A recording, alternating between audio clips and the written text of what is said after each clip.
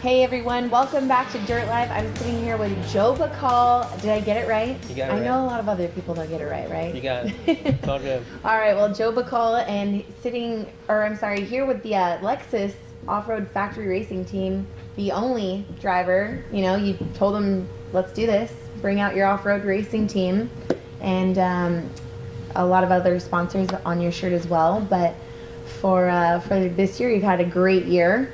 And you were telling me actually before we started the show that kind of missed out on your championship because you decided to do the Mint, but you absolutely killed it at the 500 and the 1,000 as well. And now here you are on the show. It's back. Cool to hang out and you know, be next to Miss Supercross over here because I'm a big Supercross fan and it's cool. It's pretty awesome to be hanging out here and doing this. So yeah, it is. It's been quite a year, but we're lucky to have you on the show. And let's talk about this year. You know, obviously before the show started tonight, we were talking off air and all the stuff that you've been through in the last couple of years. And it's very interesting to see where you came from, background. You know, starting off in motorcycles, doing stunt stuff, and then just coming 5-6 years ago and being like, you know what, I'm gonna race. You know, and here you are now. And you know, we've been talking about your championships, all your Baja wins. Even Ironmaning last year. That was fun. Yeah, it's been amazing. It was a 38-hour run, which that was probably a bad idea, but it worked out. So you're not the only one who's done it, but you're one of the few. So let's go back. We're gonna go back to the days where you decided to race, obviously, because you were a stuntman and a factory driver for so long, a test driver. Yeah, it was really a test driver. I mean, the stunt stuff just comes and goes when I can get it, but coming from being a factory test driver for so many years for Toyota is really where I was able to kind of hone my skills and dial it all in. And Ivan, you know, Ivan's sitting over here, but he helped me out a lot and got me kind of dialed in on just the driving and the technical side. And I just practiced, and it just kind of worked out. Well, it's no wonder you're so good at off-road racing. You got taught by Ivan Stewart. Yeah, someone had to pay him a lot of money, but this goes way back to, God, what year was that? That was probably 97, 98, he came out and was asked by TRD to kind of get me up to speed. And I just took those, I just was a sponge, and I took all that data and I just practiced, and it helped. It worked. Yeah, so test driving for Toyota for years, and then you started making phone calls when you finally decided to race, and you get a hold of Lexus. Well, yeah, just to back up a touch, is, you know, I got sick with cancer, and it is what it is, and I got through that. And while I was sitting in the chair getting my chemo, I know this sounds really bad, but I'm like, no, this is great. I'm gonna go convince these guys at the Cancer Treatment Center America to sponsor me when I get done with my chemo, and when I get cancer free, I want to race. So I ended up actually leaving the company with Toyota, which was it's a great company to work for, but when you're dealt with that card, it's time to kind of look at things. And I opened up my own company. It's called JT Great Performance Driving. We do, you know, ride and drive events and you know, commercials or whatever we do, but that's where it all started, and then it just kind of went from there. And you know, here we are. But with you know, getting into the racing side of it, I was supposed to actually race a pro light. That's where it started when I had the funding from the Cancer Treatment Center America. Hooked up with Chet Huffman, who, you know, awesome guy, great team, and then, you know, Welchel was going to run the Pro 2, which he was. Huffman in the Pro 4. I was going to run a Pro light. That was the plan. And then that was for Core, and then Core fell apart. I'm like, oh, I got this sponsor. I'm like, what am I going to do? I'm about having a meltdown, right? Right. I make phone calls. Well, let me call my Toyota guys. I know everyone over at Toyota. Maybe they'll do something. Yeah, we're not interested in racing at this time. And I'm like, oh, I mean, I was heartbroken. And I called my friends at Lexus, same thing. Nope, we're not interested. It really doesn't fit. And I mean, I get it. It really, like, you think about Lexus, you don't think that they would have an off-road program, right? But you need someone like me that just doesn't take no for an answer. And I'm like, oh, hold on, let me call someone else on this. Let me see who else I can find. And I just kept calling, and they finally said, I think they just did it to maybe just get you off their back. Yeah, maybe, I don't know. And they gave me this LX 570, and they said, you know, no support. Here's a vehicle. And that's where Rick Geiser, you know, stepped up, and, you know, Huffman introduced me to Rick Geiser, and that guy's, you know, Rick and Jeff are just the best. They're just good people. You know, that whole team over there in Geiser Brothers shop, I had no idea I could throw a rock and hit, you know, Rick's house for mine. I didn't know he lived that close. And you know, it wasn't for Rick and those guys, I wouldn't be here. I mean, it's just simply, that truck is just awesome. Yeah, that is. We were talking about the truck, you know, they built your frames into the truck. I mean, I know obviously I'm blonde girl on the Supercross. They built the cage into the car. I'm sorry, but they built it in there. You were saying the only thing that is pretty much aftermarket on this is your shocks and your tires. Yeah, I mean the thing is super bone stock. You know, it's and it's been how it's been for the last 5 years. Well, it's not no. This is a new truck. Okay. So I ran a different previous same truck, but just you know, an older one. We just it was wearing out, and we built a new one. And you know, we this one's just amazing with the King shocks and the BFG, the tires. I mean, everything about it's great. But we really try to refine the new truck, and we had issues with it in the beginning. We DNF'd 2 or 3 races because of just electrical, which unfortunately cost us a championship last year.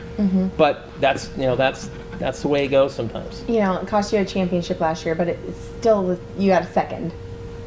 You got second in the championship. Oh yeah, but I mean, we but the thing is, winning. Well, I mean, we had the lead at the 500, but I ended up DNFing. You know, we just unfortunately, you know, it was going in limp mode, and it was frustrating. But that's a new truck, and this last race, and actually this year, the truck's just been spot on.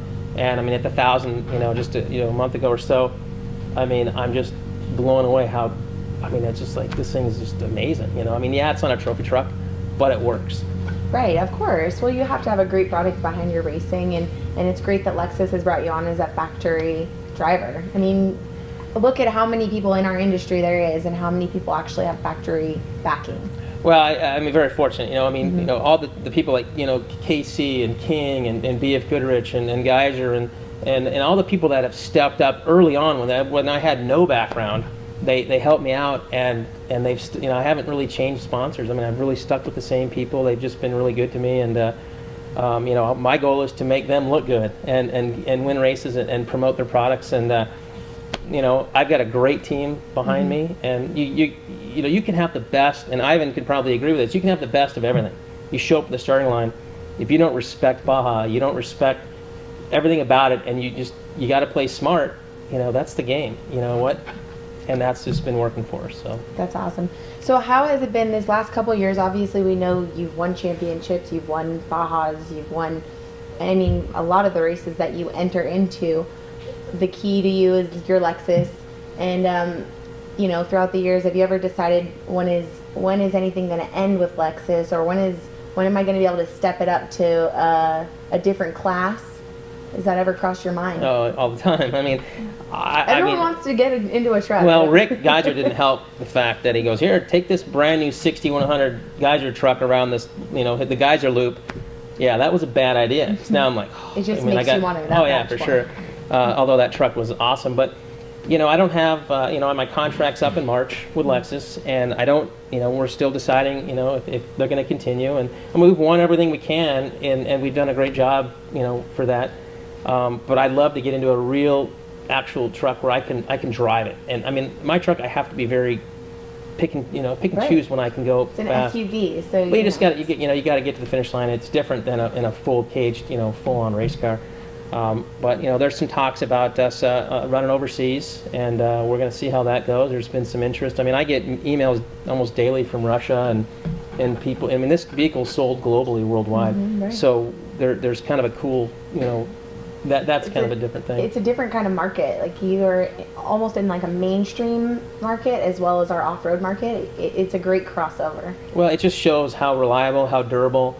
I mean, this vehicle, you wouldn't expect a Lexus luxury automotive manufacturer like this SUV, but it's extremely capable. I mean, I helped develop this. This was one of my last projects in Japan when I worked for the company, and I knew this vehicle would do well, and it has. It's shown. So. How has it been? You actually Ironmanned the Baja 1000 last year. Last year, yeah. So how was that? You're in the books now as an Ironman of the Baja 1000.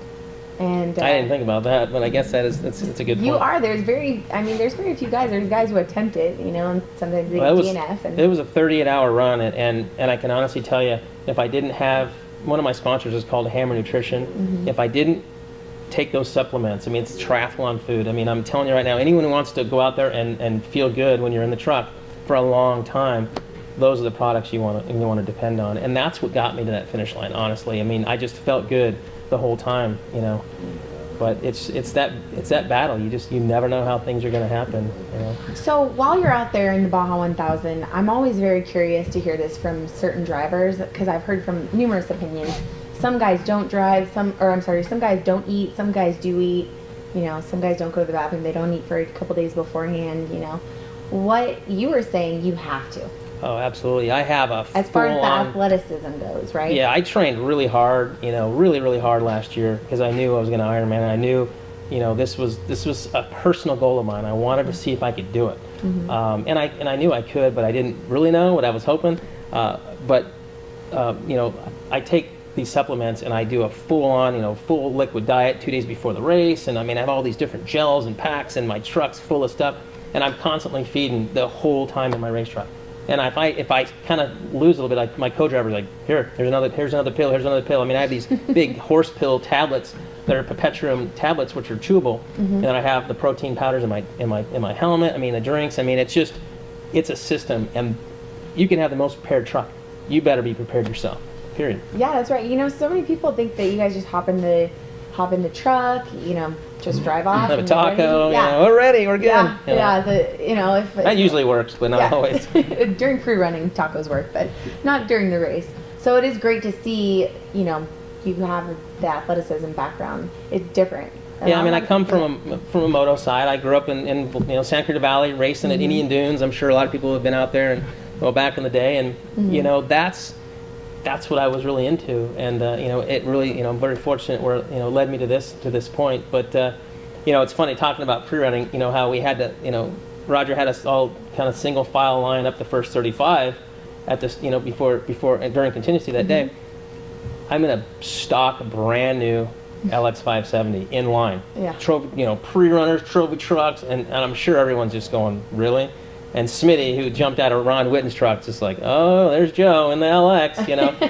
I mean, I guess that's how it works, but it's a good pre-run. You're spoiled down there in Baja. You're spoiled everywhere. Leather interior, you know, heated seats, satellite radio. It works though. We're lucky. Yeah, you're very lucky. Well, also switching over to another one of your head sponsors, you'd have to say, is BF Goodrich. Oh, absolutely. And another great story with the last 5 Baja 1000s you've done, you've finished them all, and you have never once gotten a flat. Nope, knock on. I think you're like the one. Yeah, I've never even seen this trophy in person, but that's cool. But I'll knock on that.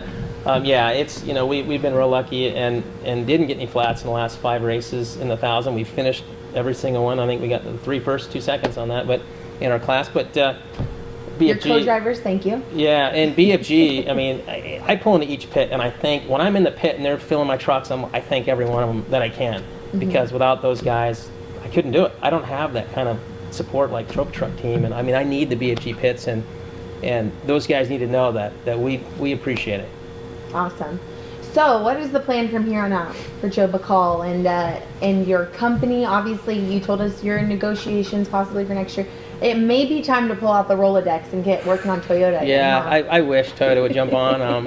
You know, they're all good, but we need to get Ivan Stewart. And yeah, I better start, you know, pulling something. But no, it's really, you know, we're working on some different things, and I hope to get an opportunity and maybe something else. But you know, if it's Lexus next year, if they decide they want me to run, then I'm very happy to do it again, and maybe get, like I said, get some overseas racing in, and you know, in the meantime, I'm just gonna, you know, keep plugging my company away, trying to get some of the ride and drive events and the commercials and the, you know, the big event programs, any type of professional driving. I've got like 15 pro drivers that work for me. That's amazing. And these are Porsche Cup guys, and I mean, really good guys. I had a guy named Peyton Wilson come in to help, you know, as a co-driver in the 1000, to take some of that cold night stuff that I didn't have to deal with. But you know, he's a former, you know, great driver, champion, you know, 24-hour Daytona guy, and he had a ball and he did a great job.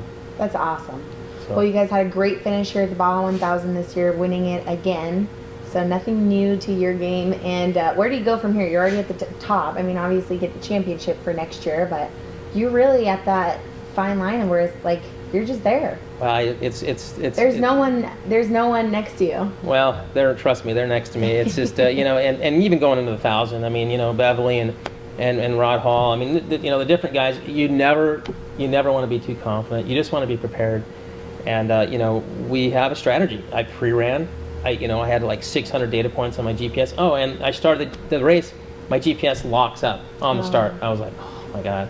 So luckily, by race mile 65, we did a hard reset and it cleared. But it works. I mean, well, you know. You do your homework every year.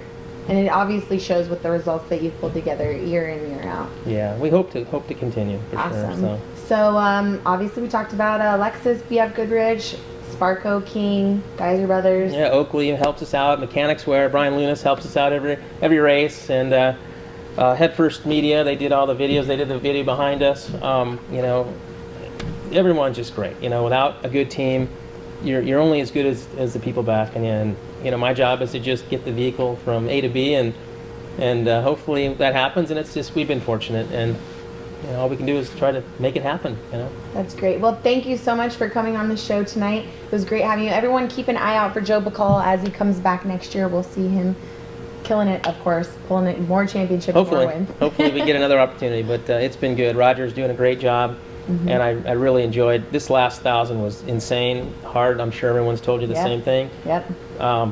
I can agree with that. So. Awesome. Well, we'll see him back here next year in the Score Series, and we will be right back with more Dirt Live.